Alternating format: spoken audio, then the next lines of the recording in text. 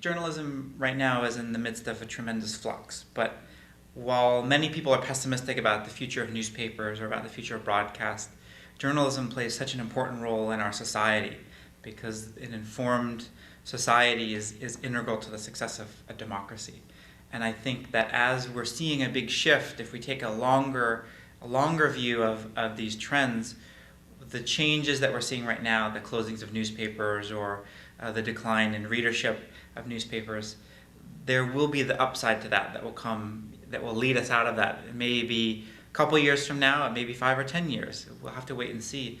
But I think using these new tools, from smartphones to tablets to the web, and really learning how to tell stories and take advantage of those mediums, I think that's a way that journalists can tell deeper stories. They can tell very rich and engaging stories, even stories that entertain, so it doesn't feel so much like eating your vegetables to have to read the newspaper.